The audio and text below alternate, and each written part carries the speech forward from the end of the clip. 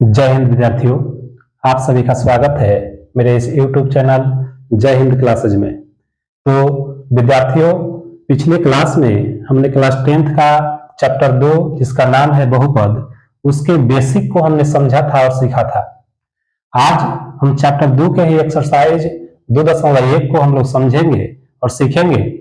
इसमें एक्सरसाइज के साथ साथ आने वाली एक्सरसाइज को भी हम लोग समझेंगे कि उसमें क्या पढ़ना है, उसको मैं वीडियो के अंत में बताऊंगा। तो चलिए आज के इस एक्सरसाइज को हम लोग शुरू करते हैं।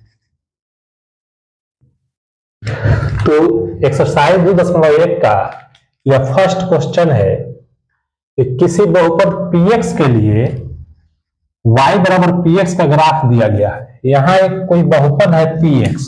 अब px से एक बात स्पष्ट है कि जो भी बहुपद है वह चर x में है, वह चर x में वह बहुपद है। तो उसके लिए, उस बहुपद के लिए यहाँ पर कुछ ग्राफ दिया गया है और हमें बताना है कि प्रत्येक स्थिति में px के शून्यकों की संख्या क्या होगा।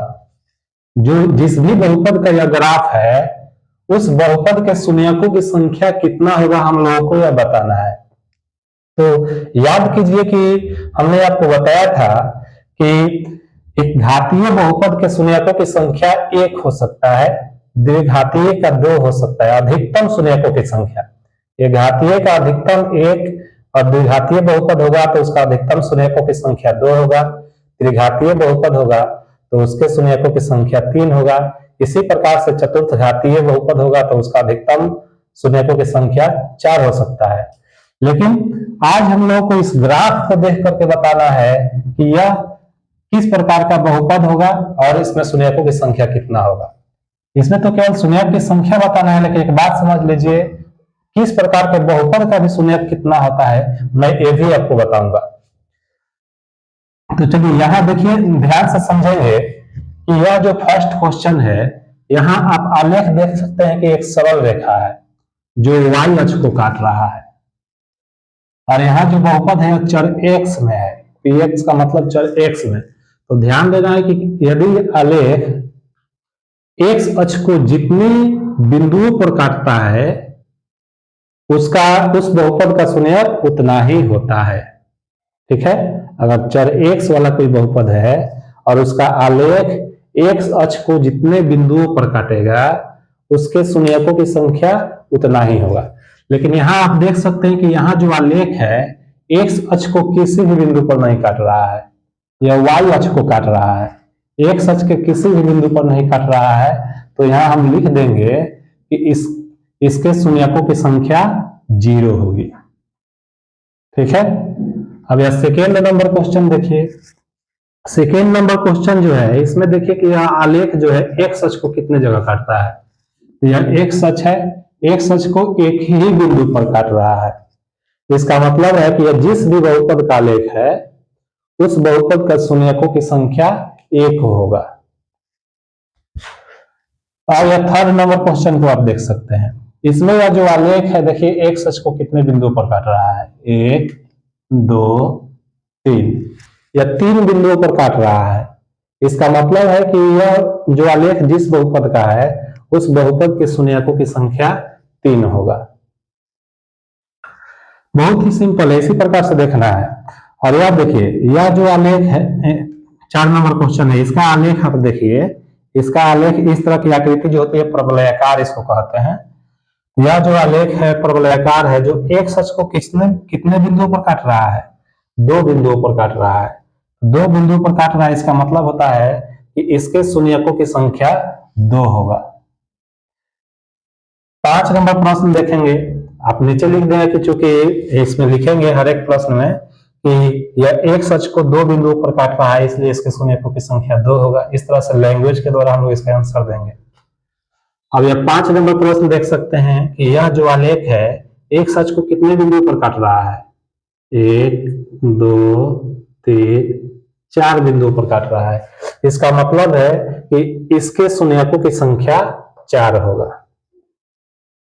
अब यह 6 नंबर प्रश्न देखिए आप, इसमें यह जो आलेख है यह x अक्ष को कितने बिंदुओं पर काट रहा है, 1 2 और 3। देखिए यहाँ एक ही बिंदु पर काट रहा है, छू रहा है केवल। और यहाँ पर एक बिंदु है, यानी यह 3 बिंदुओं को स्पर्श करके जा रहा है, अतः इसके शून्यकों की संख्या 3 होगा। बहुत ही सिंपल है। तो हमने तो यह समझा कि यदि कोई आलेख एक अक्ष को जितने बिंदुओं पर काटेगा तो उस आलेख से संबंधित जो बहुपद है उसके शून्यकों की संख्या उतना होगा, यह हमने समझा। लेकिन एक बात और ध्यान रखना है जिससे आपका ऑब्जेक्टिव नहीं छूटेगा, ठीक है, उस प्रकार से संबंधित। तो यहां ध्यान देने वाली बात है किस प्रकार के बहुपद का आलेख कैसा होता है और उसके शून्यकों की संख्या कितनी होती है, ध्यान दीजिएगा। तो यदि कोई बहुपद एक घातीय है, ध्यान दीजिएगा कि यदि कोई बहुपद एक घातीय है तो उस बहुपद का आलेख सरल रेखा होता है, ठीक है, इस तरह का एक सरल रेखा होगा और उसके शून्यकों की संख्या 1 होगी, ठीक है, क्योंकि घात 1 है तो शून्यकों की संख्या 1 हो सकता है।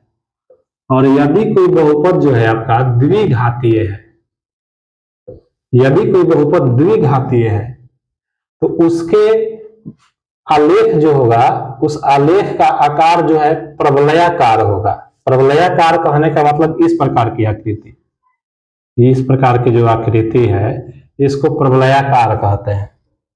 तो यदि कोई बहुपद जो है हमारा द्विघातीय है तो उसका आलेख इस प्रकार का होगा, प्रवलयाकार। याद रखिएगा, परीक्षा में इस तरह का प्रश्न आता है कि द्विघातीय बहुपद का आलेख कैसा होता है, और ऑप्शन में आपका दिया रहेगा कि सरल रेखा, टेढ़ी मेढ़ी रेखा या वक्र रेखा, प्रवलयाकार, कोई नहीं। इस प्रकार से 4 ऑप्शन दे सकता है। तो ध्यान में रखेंगे कि द्विघातीय बहुपद का जो आलेख होता है वह प्रवलयाकार होता है और द्विघातीय बहुपद के शून्यकों की संख्या अधिकतम कितना होगा, तो नाम द्विघातीय है तो इसके अधिकतम शून्यकों की संख्या 2 होगी।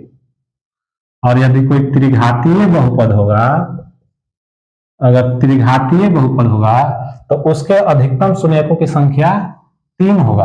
अब त्रिघातीय बहुपद का आलेख कैसा होता है, त्रिघातीय बहुपद का आलेख एक वक्र रेखा होता है। वक्र रेखा का मतलब टेढ़ी मेढ़ी रेखा। तो इन सब बातों को ध्यान रखिएगा, इससे संबंधित ऑब्जेक्टिव आपका बहुत पूछता है प्रश्न में, ठीक है, परीक्षा में भी, आपके बोर्ड के परीक्षा में भी आता है। तो आज का यह बहुत ही छोटा चैप्टर रहा, 2.1 समाप्त हुआ। तो अगले क्लास में हम लोग फिर एक्सरसाइज 2.2 को लेकर मिलेंगे। तो यदि यह वीडियो आपको अच्छा लग रहा है तो इसे लाइक, शेयर और सब्सक्राइब जरूर कीजिए और बहुत ज्यादा मन लगाकर आप लोग पढ़िए। धन्यवाद।